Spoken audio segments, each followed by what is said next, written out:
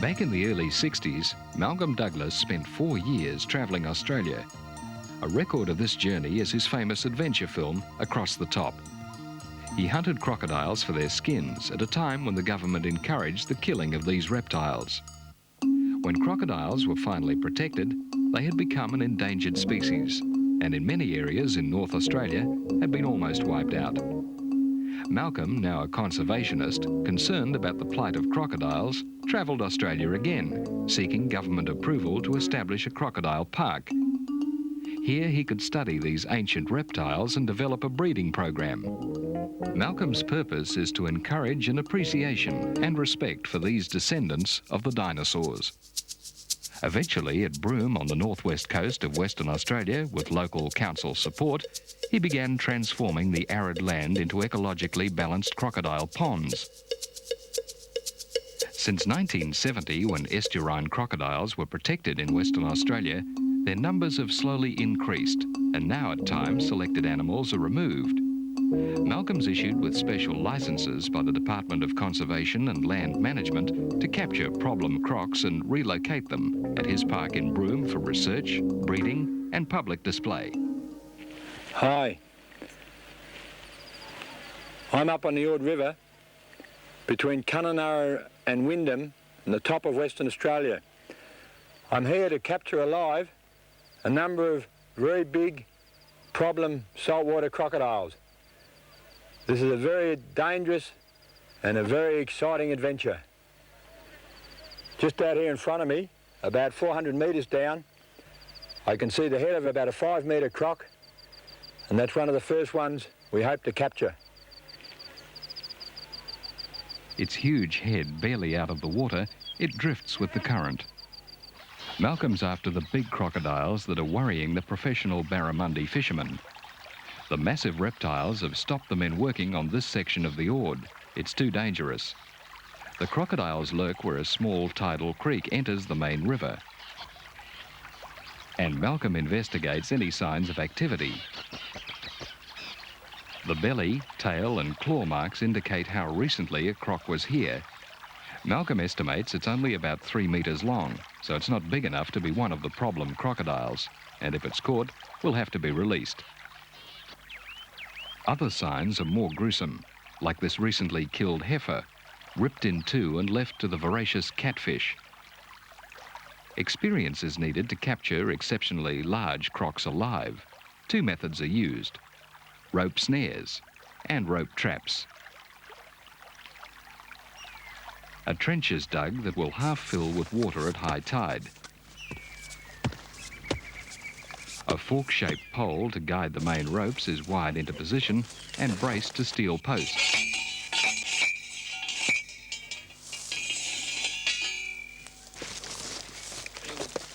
A heavy log is held upright by shackles and a pin.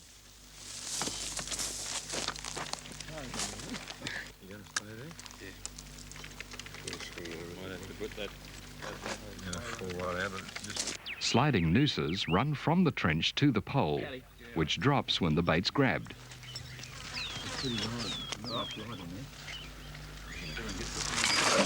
The snare's tested. All's well. Then comes the smelly task of getting the bait. Malcolm cuts the legs off a dead cow. Back at the snare, the nooses are set and held in place with mud, small wooden pins and fine nylon line.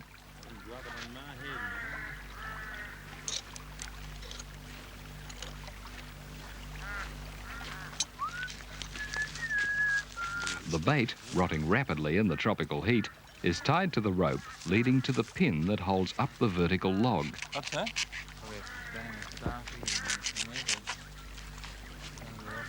Yeah. A final check of the pin and the snare's ready. Waving around a bit, isn't it? Yeah, not... Several snares are set where the crocs are most likely to come ashore.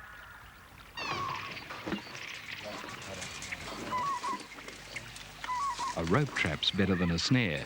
there's less chance of a large croc escaping. It's set at the mouth of the tidal creek. This net was spliced specially for the expedition. Suspended in a long trench, it works on the same principle as the rope snare. A heavy log drops to secure the net opening. On the high tide, wire and log wings guide the croc towards the entrance. It crawls into the half-submerged funnel at night to take the bait at the far end.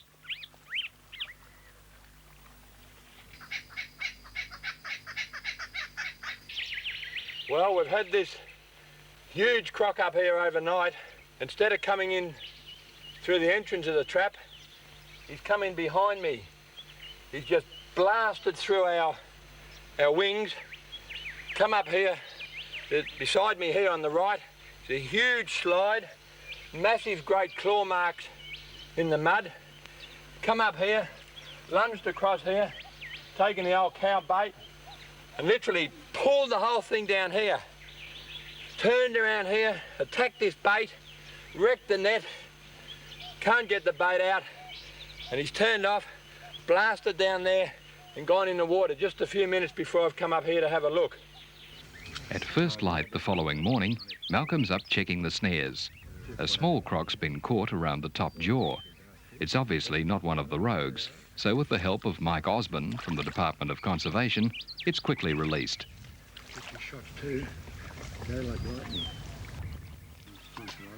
And here's another one well snared. When approached, a trapped croc will remain perfectly still, then lash out with lightning speed.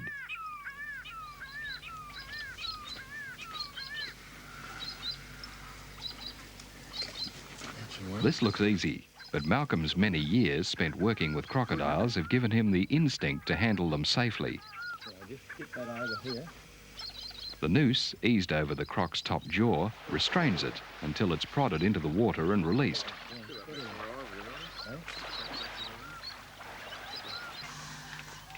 And in the net, a really big one.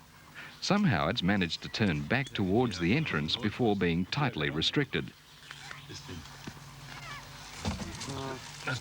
This is one of the crocodiles that will have to be relocated, so the team immediately prepares to move it to the trailer.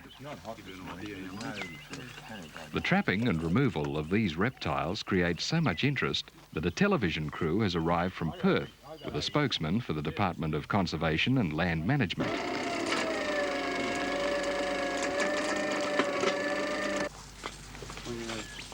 Winched to flat ground, it's removed from the net. The reptile's front leg is missing, probably bitten off years ago in a fight, and perhaps one of the reasons for it becoming a rogue. Some people may not approve of taking problem crocodiles from the wild, but it's become a necessary conservation measure. Malcolm's the only person who's been authorised to trap these crocs in Western Australia. Moving the reptiles to the research centre in Broome is better than permitting them to be destroyed.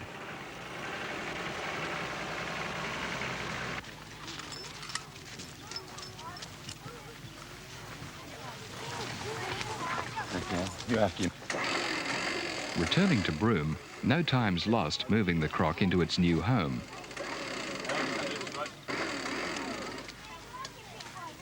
At this point, it's very tired and will not attack.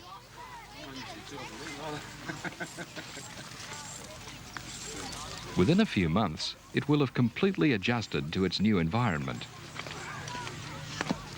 With all the disturbance back on the Ord, the other crocs will be wary, so Malcolm decides to avoid the tidal creek for several months.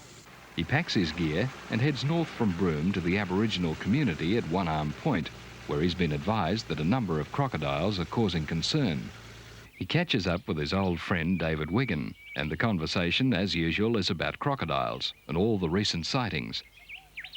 Must be about 15 years since they stopped shooting crocodiles, eh? Yeah. You used to shoot crocs with old Dean Brown. Yeah.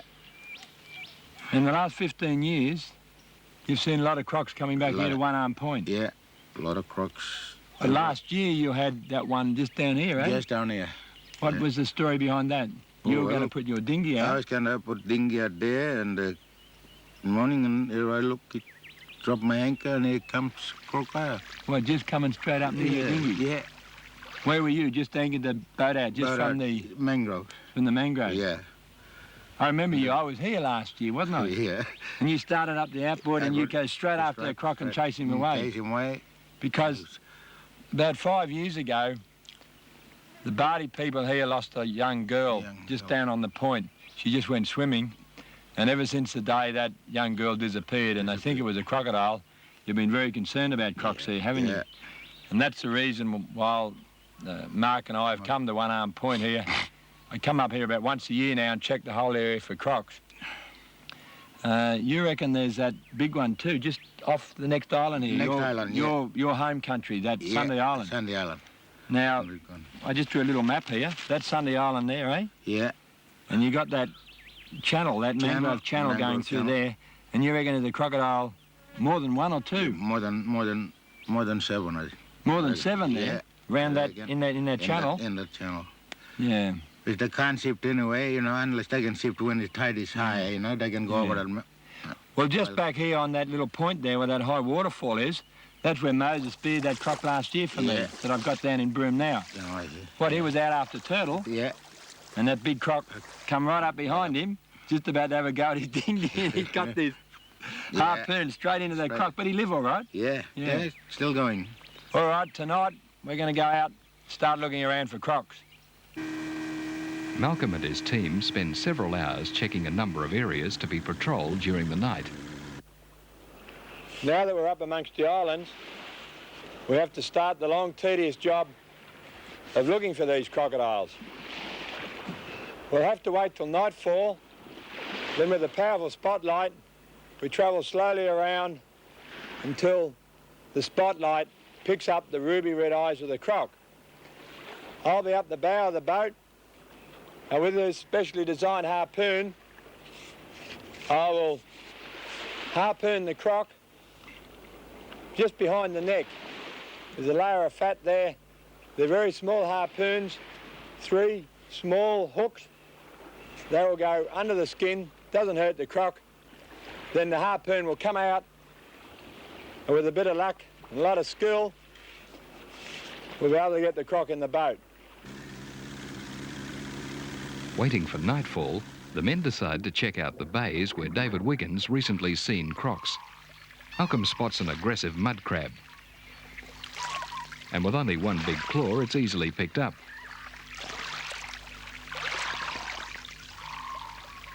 Skirting the mangroves, he searches for any sign of crocodiles.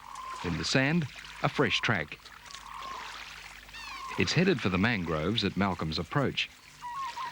So somewhere in this claustrophobic tangle of roots, there's at least one croc. It's tracked down and roped.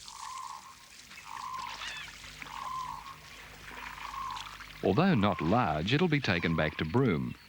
The local Bardi Aborigines treat saltwater crocodiles with contempt. They won't eat them, preferring turtle meat and fish. If a hunter sees a croc, he'll just kill it.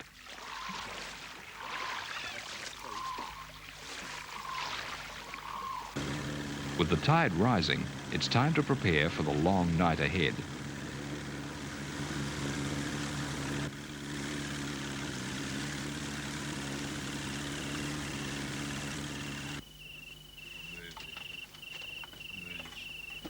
Pull that crocodile in, hopefully, if we remember. Malcolm knows exactly where to lodge the harpoon without injuring the croc. The razor-sharp teeth can inflict a terrible wound, and its jaws must be promptly secured. Years ago, Malcolm was bitten on the hand by a crocodile about this size, and it was the most excruciating pain he's ever experienced. That'll do. Oh, righto. Light down. We can get... No, that won't matter. It won't matter because it's at night. We've got to keep that light. A larger croc, big enough to attack a human, is brought alongside at 3 a.m. This is dangerous and emotionally exhausting work. Pick up another rope.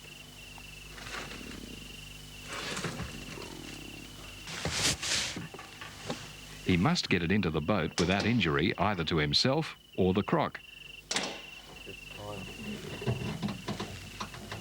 Malcolm knows when the croc's tired. and is able to handle it safely.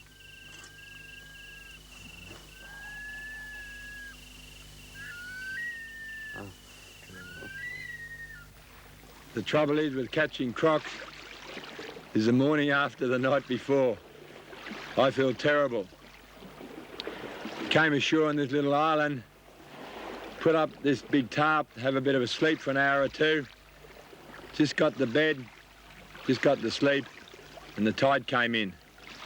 And now we're flooded out and it's stinging hot. We just got to pack up and go.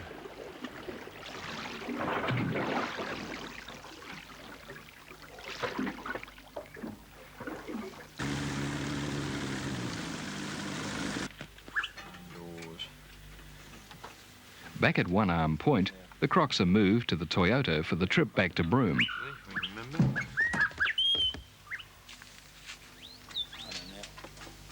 Put the camera up on. I suppose right up. No. Colours, aren't they? Come back here. Stuffed himself up. Good and proper, hasn't he? Any slight injuries are treated.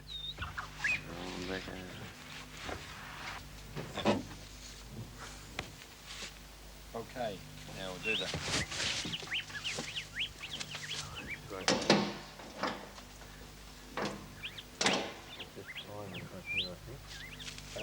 It must be stressed that crocodiles are protected, and anyone taking or killing them is heavily fined or even jailed. Malcolm's experiences with crocodiles will add to our knowledge of the reptiles and so assist with their survival. Being cold-blooded, they'll remain quiet in the air-conditioned vehicle. Along the way, a stop at the local school is appreciated by the teachers and children. With crocodile numbers increasing, the Bardi Aborigines must, in time, learn to live with and accept these reptiles. The smaller crocs are released into a new pond.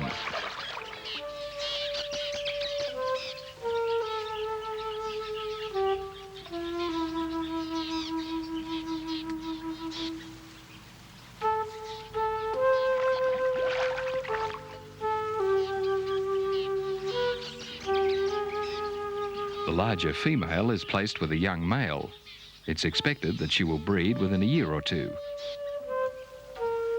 Crocodiles are very possessive of their ponds and their territory, and normally will not allow another crocodile into their domain except during the mating season. These two young males are disputing territory, but they're not big enough to really hurt one another. This is a classic confrontation. The smaller female is lifting her head and tail to show how big she is, and the larger male shows who's boss.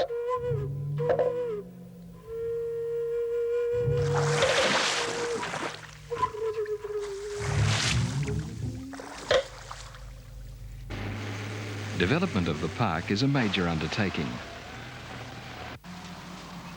The porous grounds covered with plastic liners.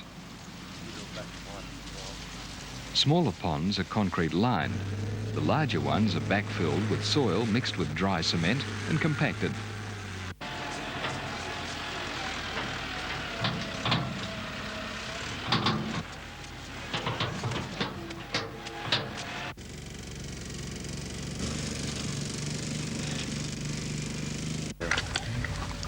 The ponds are fenced with specially manufactured heavy-duty chain mesh.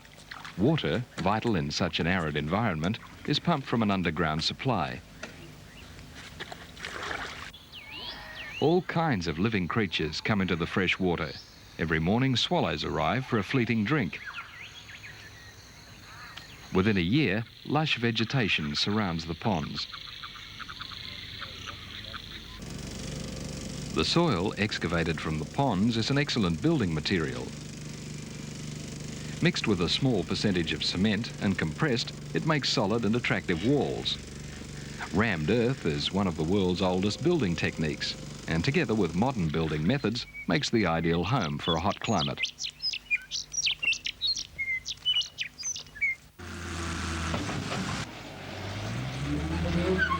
Whenever work's in progress, a variety of animals is discovered, and Malcolm spends much of his time rescuing them.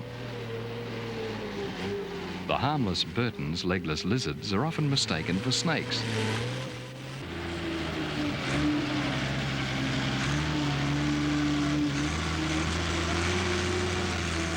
A northern blue-tongue lizard, confused by all the digging, is rescued just in time.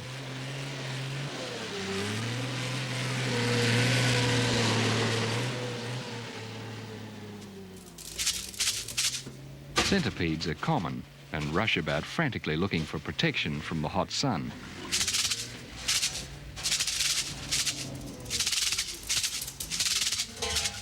They're perfectly designed for burrowing.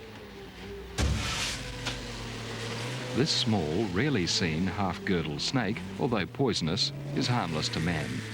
It has a hard nose for pushing into the sand. The legless lizard uses its broad, fleshy tongue as a windscreen wiper to clean its eyes.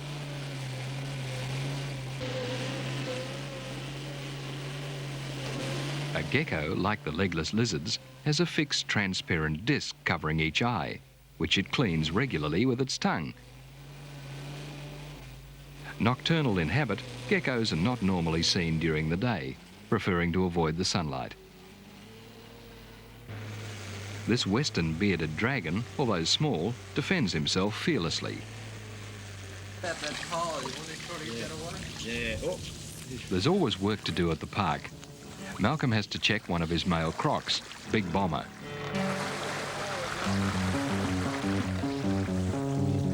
His pond's been pumped dry and he's very angry.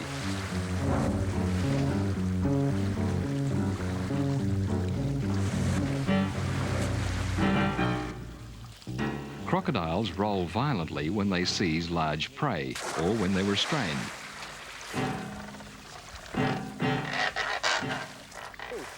A short length of rope is tangled around Big Bomber's top jaw and the skin's beginning to grow over. It must be removed. Can you give it a real pull? A knife tied to a long pole slowly releases the annoyance. You want to end over there? Big Bomber rests after the ordeal, while Claw, the young female, cools off. The men, knowing exactly where the crocs are, take the opportunity to remove a noxious plant that's taking hold in the ponds.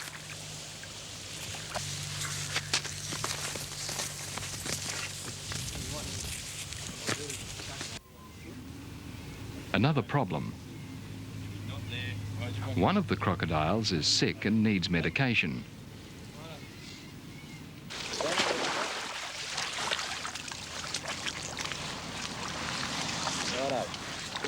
A salty brought in from the wild several months earlier has been kept in a pond that can be drained for observation.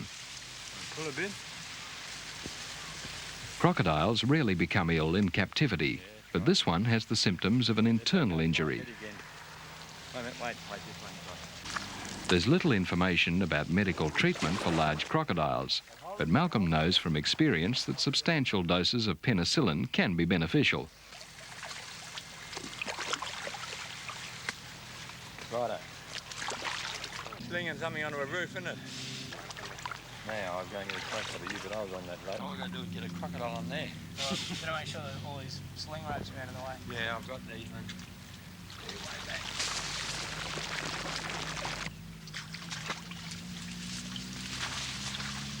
Helping along in my roll. 2 weeks later, the sick croc's condition deteriorates, so it's decided to move it to a larger pond, where it may feel more secure in deeper, colder water. It's now very weak and lethargic and puts up no resistance when it's rolled onto the net.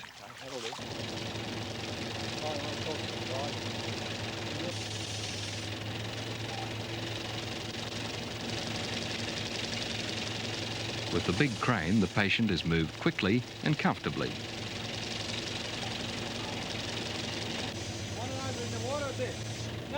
Half a metre that way.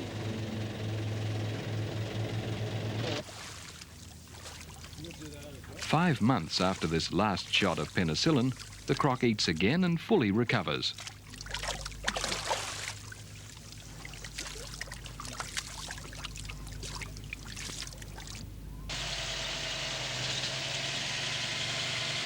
Once again, the team's been asked to capture a number of crocs, but this time they don't head for the coast. They set off inland.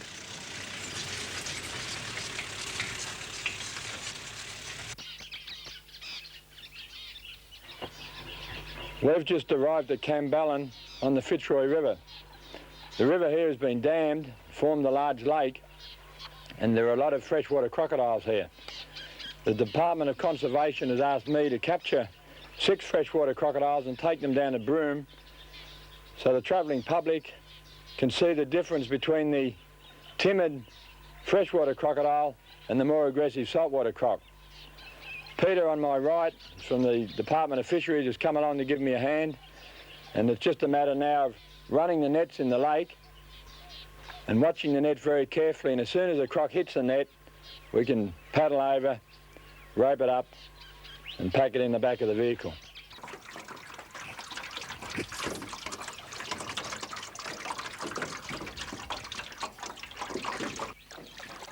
The men paddle along the lake until a good spot's found to run a net.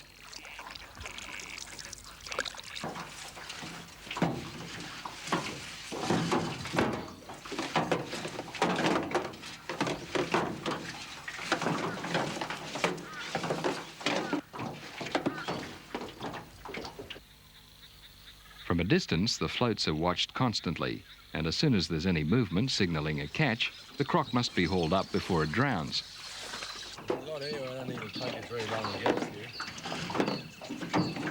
This is a Johnson River freshwater crocodile, and they're found only in northern Australia. The bigger saltwater croc ranges through a number of Asian and Pacific countries. All right, I think that'll do us.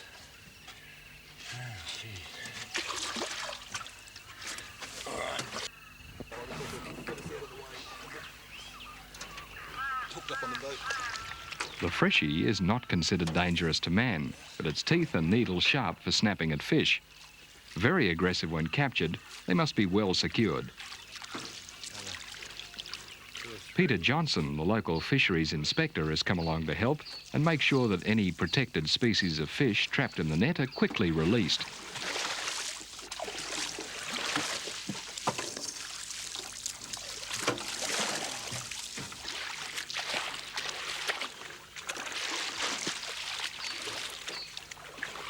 The freshwater croc, identified by the long, slender snout, normally grows to about 3 metres.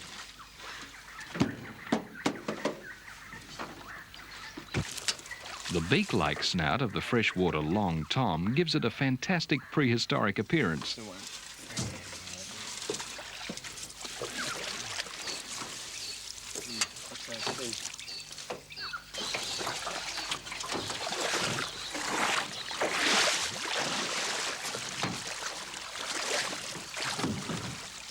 The freshies are checked to make sure that they're fit and well.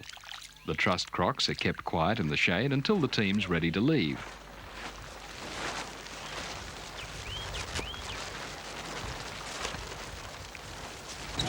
Malcolm and Peter have received a radio message that a large freshwater croc's isolated in a drying waterhole about 30 kilometres from the Fitzroy River.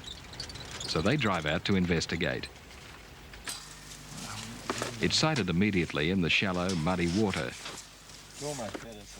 and the net's stretched into place. Two blokes end up sort of tripping over it. Yeah, I'll just slip it over to you.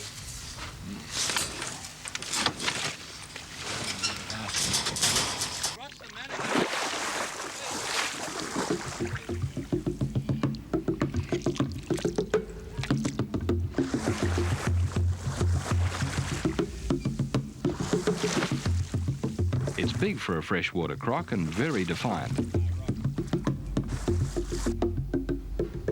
The wily croc pushes under the net and several hours elapse before he's meshed. Malcolm's surprised by the freshie's apparent age and size, although it's obviously weak from starvation. Ah, steady, mate. He's a little bit angry, but I'm really pleased we caught this old croc because he wouldn't have lasted very much longer in this waterhole. It's drying up very quickly. Another 3 or 4 weeks, it would be completely dry and he would have died. I've no idea how old he is, but he must be very old. It is a male, And I'd say that he's been fighting for many years over his lady friends.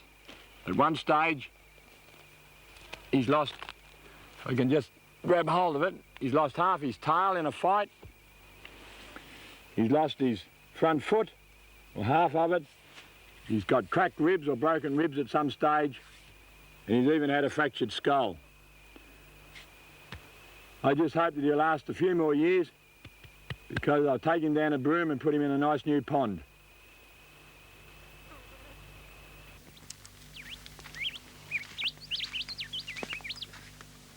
Whereabouts did you have them tied last time? It matters greatly.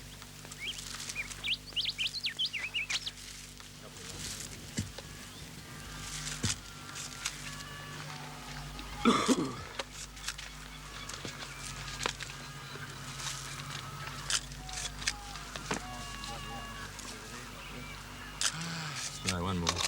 Before release, he's given a good feed of fresh whiting. Okay.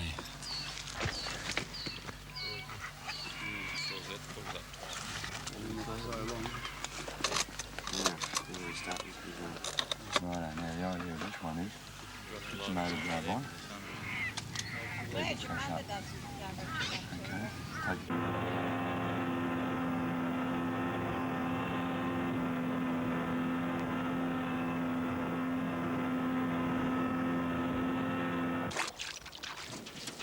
The crocodiles are fed mainly fish, and it's always a relaxing chore stocking the freezer.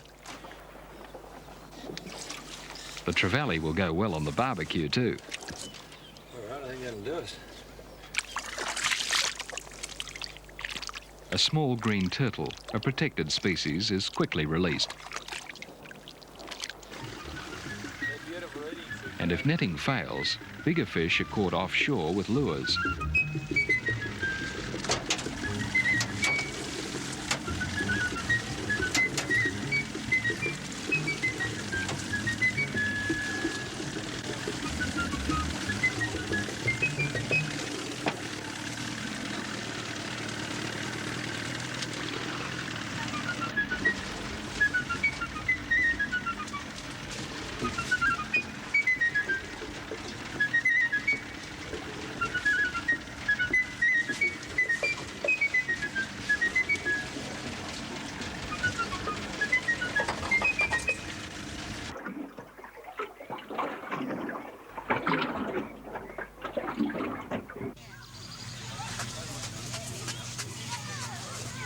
It's now late in the dry season. Time for Malcolm and Mark to head back to the Ord River.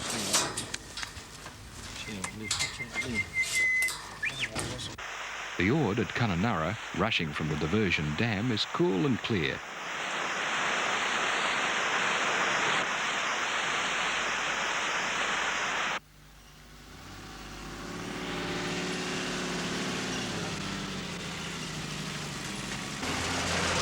Leaving the main road, it's along station tracks and down to the muddy, tidal reaches of the river, where Malcolm will try again to capture the elusive problem crocodiles.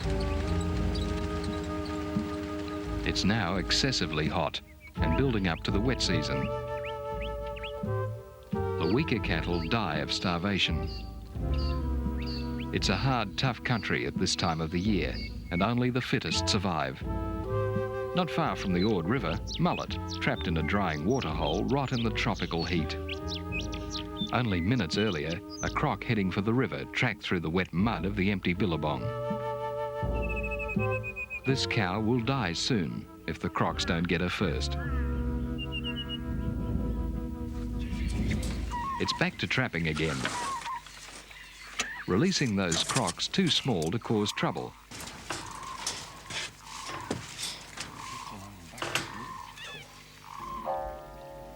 Digging a trench, Mark looks up to see a crocodile out in midstream on a mud bank, and it's a monster.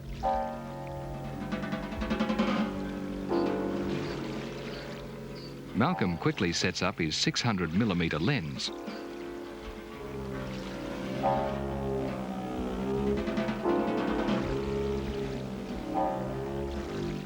The massive tail gives some indication of its size. Malcolm estimates that it's over 5 meters long.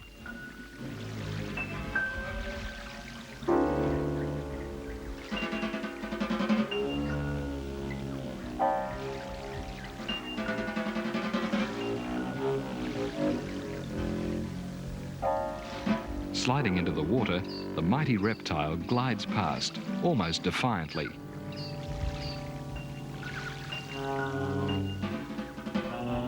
Late in the evening, the net's reset and baited. The putrid meat should attract the huge croc. No chances are taken while the net's baited. A man on lookout is vital. A shotgun blast would scare away any inquisitive crocs.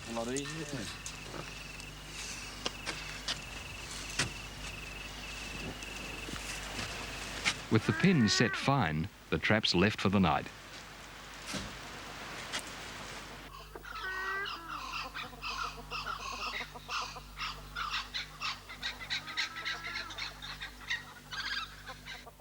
The third day, as you can see, the trap has worked perfectly. It is one of the road crocs. It's not the really big one. He's still out here, just off the edge of the creek. We've already seen him 2 or 3 times this morning. What we have to do now is move very quickly, get one of the station trucks and get this crocodile up into some shade. It's incredibly hot this time of the year. It's only 7:30 in the morning. The temperature's already in the mid-30s and the humidity is very high. Incredibly enervating working under these conditions. By about midday, the shade temperature is going to be in the mid-40s. So we'll cover this croc quickly with hessian and keep moving.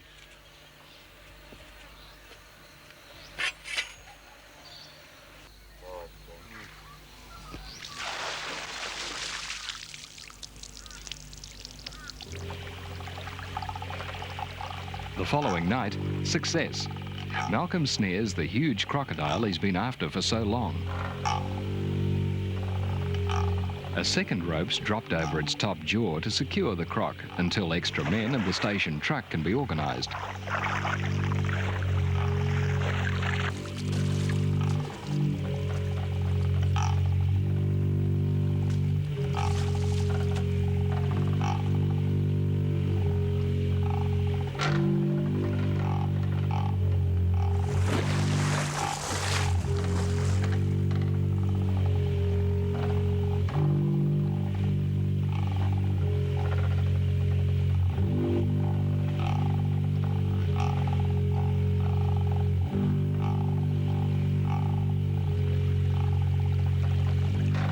Slowly, Mark. Several hours later, the assembled team swings into action. Just try and keep him rubbing against those trees. Okay? Yeah, just slowly. Oh, hang on.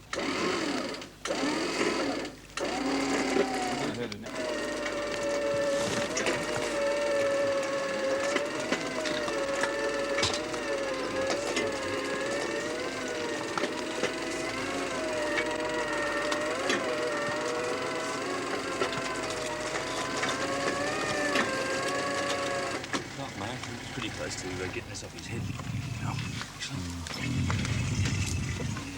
Settle down, boy. Settle down.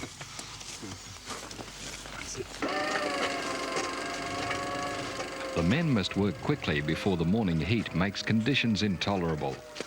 Everyone's tense as the croc slowly winched from the water.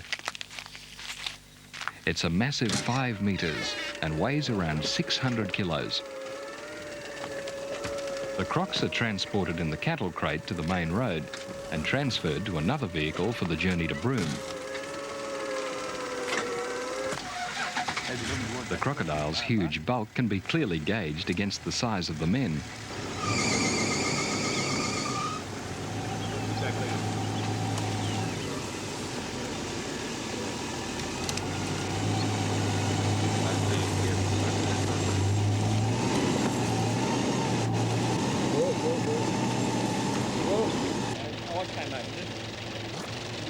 Malcolm drives through the night to keep the crocs cool, and there's a purposeful urgency as they're offloaded into the new ponds at the Broome Crocodile Park. You want to wrap it right in? Winching's the best way to move such large reptiles. It's imperative that the crocs are released into the water as quickly as possible. The crocodiles are held in individual observation ponds for several months until they adjust to the new environment. A Tarpaulin over its eyes calms the anxious animal. Once they settle in, they have a voracious appetite.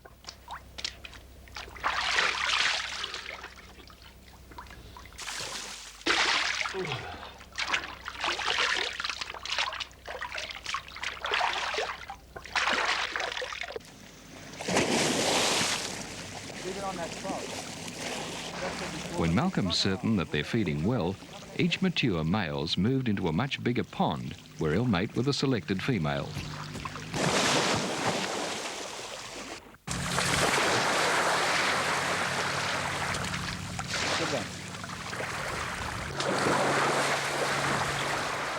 The handlers treat the huge crocs with caution and respect. Just a slap of the massive tail could cause terrible injury.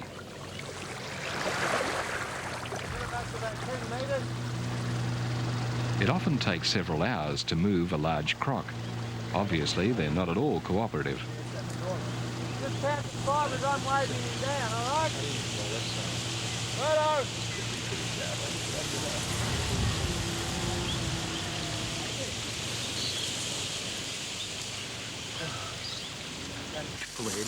What a life. Growing fat, relaxing on a hot day under a cool sprinkler.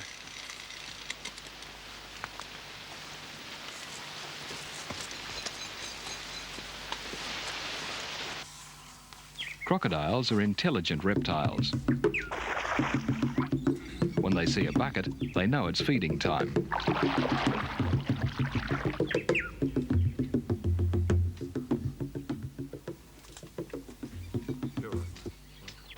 Here's old Grandpa. We caught at Campbellin only about 6 weeks ago. Already responding. In fact, we can now just about hand feed it. Come on. There we are. That's the boy.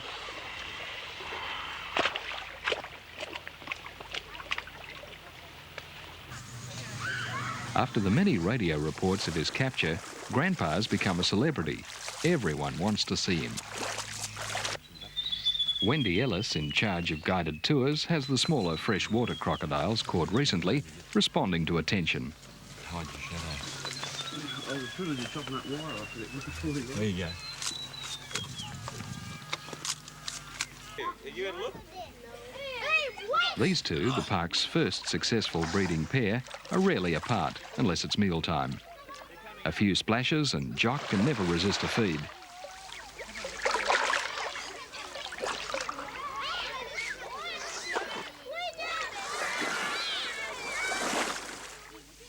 You can touch it and feel how soft it is.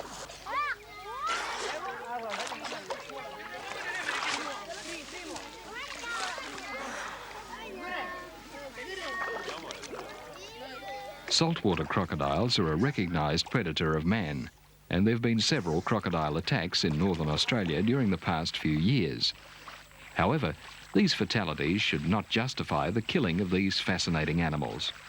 The Broome Crocodile Park display is Malcolm's way of encouraging awareness of these unique creatures.